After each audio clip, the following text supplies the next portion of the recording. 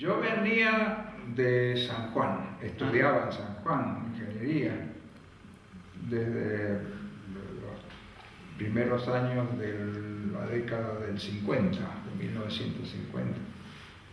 Y junto con Menegossi, porque éramos compañeros de colegio. Así que entramos los dos a San Juan a estudiar ingeniería.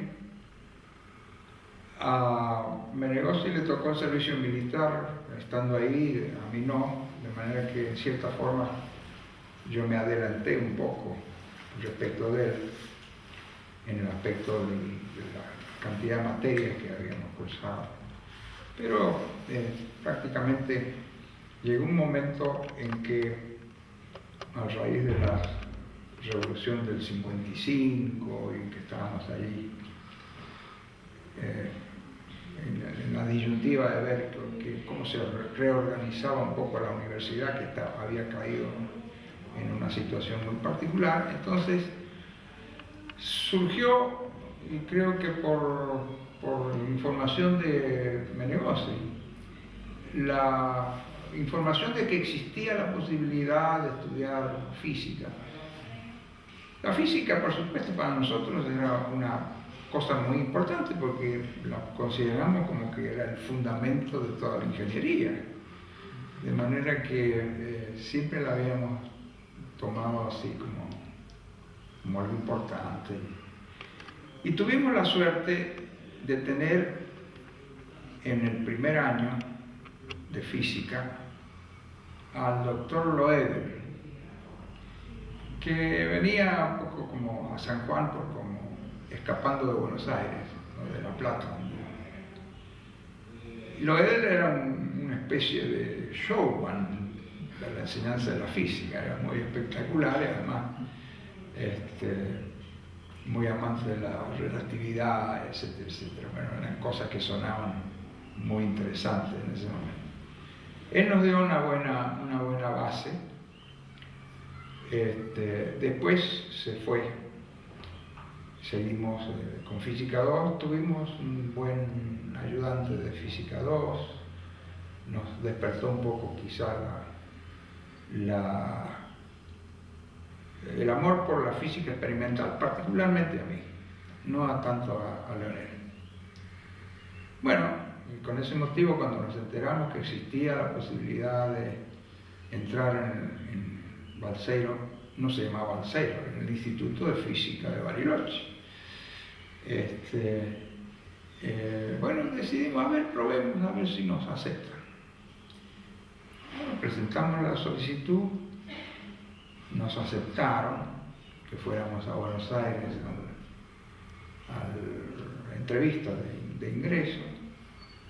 En ese momento, quizás por suerte, particularmente para mí, muchos postulantes no había, de manera que quizás eso facilita un poco que no hubiese tanta competencia el que yo hubiera entrado. Esa es una pregunta que no hice, pero que me gustaría hacer. ¿Cuántos aspirantes había? ¿Cuántos entraron ustedes? No sé bien, porque eso era un dato que tenían, digamos, los entrevistadores de cosas. Pero yo a los que vi cuando me entrevistaron, pueden haber sido unos 25 más o menos, probablemente. Ese dato no lo tengo muy claro. ¿Y cómo fue esa situación de la entrevista? La entrevista, muy amigable en general. Me preguntaron por qué quería entrar a estudiar física. Y decía, bueno, simplemente porque me gusta mucho y porque hemos tenido un buen profesor de física. Quizá eso haya facilitado también que ingresaran. Y las notas en general que teníamos de los estudios del ciclo básico, digamos, de ingeniería eran relativamente buenas, de manera que frente a la poca competencia quedamos bien posicionados. Bueno, cuando nos admitieron, nos informaron que habíamos sido admitidos y en los preparativos ya para venir, tomar el tren de San Juan a Bariloche era todo un trayecto, 15, 16 o 17 horas a Buenos Aires y después las 44 horas de Buenos Aires a Bariloche. Era un viajón, ¿no? Pero en fin, siempre muy interesante y contento. La suerte fue que estando todavía en Mendoza, porque nosotros vivíamos en Mendoza, nuestros padres, pero estudiábamos en San Juan. Estando en Mendoza, de alguna forma que se ingenió para averiguar cómo encontrarnos, anduvo Enrique Bonacanza, que estaba de vacaciones con los padres, creo, o algo así. Él ya era estudiante del Balseiro, de la primera camada. Así que nos fue a ver con la curiosidad de saber cómo éramos. y ver después, de cuando viniera para acá, contar al resto de la gente cómo éramos los que íbamos a ingresar de San Juan, los primeros provenientes de la universidad, de la Facultad de Ingeniería, que en ese momento era de la Universidad de Cuyo. No existía la Universidad de San Juan. Bueno, estuvimos con Bonacalza, paseamos, nos contó un poco cómo era esto, etcétera, etcétera. Y fue un poco el que nos recibió en Buenos Aires cuando viajamos de Mendoza a Buenos Aires. Y después vinimos prácticamente todos juntos en el tren, ¿no? Los que habíamos ingresado y los que vivían en Buenos Aires, que viajaban para estar acá el 1 de agosto. Hicimos un viaje muy interesante, ya empezó la camaradería ahí en el tren. ¿Con quién viajabas en el camarote? Con Menegossi. Éramos los dos comprovincianos, así que. Y ahí me acuerdo, me encontré con Feinstein, me acuerdo porque a Feinstein le llamó mucho la atención y me lo ha contado después, ver cómo yo le cambiaba la piedrita del encendedor de cigarrillo con que parsimonia en cierta manera, ¿no? Arriba de la cama del camarote. Y siempre se acuerda, a lo mejor no, ahora no se acuerda, pero si se lo hago recordar, seguramente se acuerda que me contó después que le había llamado la atención con qué parsimonia yo había cambiado la piedrita del encendedor, o sacado, digamos, puesto, porque se había gastado, ¿no? Del encendedor de ese, que era piedrito, ¿no? Y a mecha con gasolina. Bueno, así entramos, y particularmente yo siempre tuve una dedicación muy especial por la física experimental. Y me encantaba el laboratorio de física 1, física 2, el laboratorio 1, el 2. Y tan es así que estando, ya creo que fue en tercer año, es decir, el cuarto semestre, me parece que fue, o el tercero, apareció la posibilidad de tener ayudantes para el laboratorio y ahí me eligió Platzek, que estaba en el laboratorio, ya en el laboratorio 2 o 3. Primero en el laboratorio 1 estuvo Mechbach, después Platzek, y bueno, y ahí seguimos, ¿no? De forma tal que yo no he sido particularmente brillante en las materias del tipo teórico, si bien más o menos me defendí, pero particularmente siempre me gustaron todo lo referido a los laboratorios, ¿no? A la electrónica, en fin, esas cosas. Y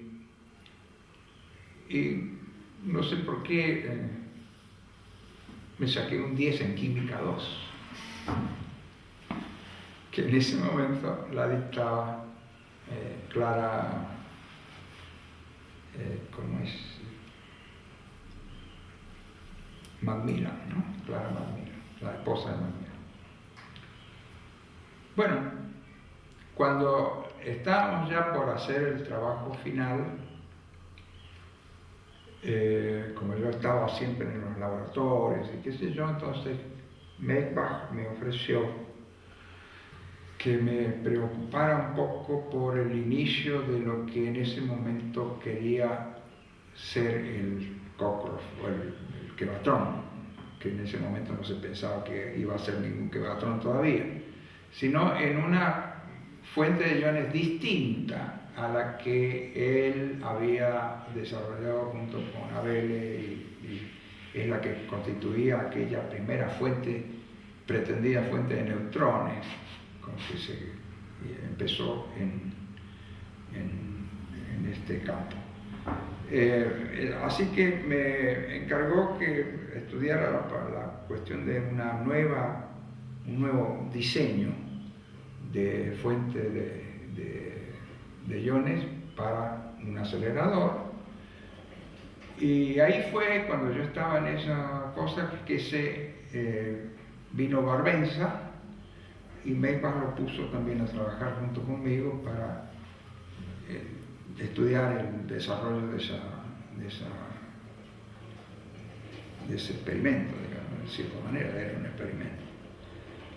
Después Barbenza tuvo nada más que 6 meses, creo, acá. Continué yo siempre en eso y ya armando lo que vendría siendo la primera etapa de un acelerador. Perdón, y en ese momento fue que... ¿Barbenza de dónde venía? ¿Barbenza de dónde venía? Venía de San Luis. Él era estudiante de física en la Universidad de San Luis, en la Facultad de Ciencias de San Luis. Que vino a hacer como un trabajo especial acá, porque su director de trabajo en San Luis era conocido y, bueno, tenía ciertas relaciones con la gente de la Comisión de Energía Atómica, en fin. Bueno, eso fue así el comienzo simple, en cierta manera, ¿no? Y después empezamos una vez que se diseñó la fuente, a ver, uno de los objetivos es de cuánta corriente eléctrica podemos sacarle a una fuente de iones, porque era muy importante tener una corriente, el miliamper de corriente de iones era algo, digamos que era el objetivo, ¿no? Y no era fácil obtener un miliamper de corriente, era la ionización del hidrógeno, ¿no? Y usar los protones esencialmente. Una pregunta es el diseño de esa máquina. ¿Sabés cómo se gestó? ¿De cuál máquina? Digamos, el Kevatron, lo que el Kevatron se hizo esencialmente con todo lo que provino de lo que habían estado haciendo Slobodrian y Mayans, creo que era, ¿no? En Buenos Aires, en sede central. Con ese proyecto de ellos, con todas las partes constituyentes en cierta manera del proyecto inicial, fueron traídas acá y ahí empezamos a ver de utilizarlas o cambiarles algún aspecto de diseño, adaptarlas a la fuente de iones que ellos habían pensado, una fuente de iones del tipo de la que nosotros estábamos estudiando acá, que era un diseño básico, le llamaban la fuente de Toniman. ¿Y ese diseño lo habían...? Y ese diseño nosotros lo fuimos perfeccionando en función del electrodo de extracción, del canal de extracción de los iones. Y ahí no había, quiero decir, no había una persona que había traído la tecnología o el diseño, sino que se sacó de la literatura. Se sacó un poco de la literatura y se fue adaptando con la experiencia que Maybach tenía, por supuesto. Se fue adaptando acá a un diseño un poco más apropiado, en una fuente de radiofrecuencia, es decir, el mecanismo de ionización era una radiofrecuencia. Entonces, estaba el diseño de cómo se hacía el oscilador de radiofrecuencia, cómo se excitaba el gas, cómo se manejaban las tensiones de extracción por el canal de salida, qué influencia tenía el hecho de inyectar gas en la columna que después tenía que ser de alto vacío, el tamaño del orificio de salida, en fin, todo ese estudio se fue haciendo progresivamente, haciendo pruebas, hasta que se logró más o menos el diseño definitivo, que fue lo que se instaló después en la construcción de lo que actual llegó a ser el Kevatron. Te digo que la denominación Kevatron proviene en realidad de Chicago. En Chicago había un acelerador de tipo Cockcroft-Walton de 500 o 600 kilovolts que había sido diseñado en Chicago, poco distinto, por supuesto, con más etapas de duplicación de la tensión que el que íbamos a hacer acá, porque no teníamos elementos suficientes como para hacer algo como lo de Chicago, pero allá a ese acelerador que lo había diseñado un poco el doctor Allison. Bueno, ¿estabas cuando vino Allison? Sí, estaba. Sí.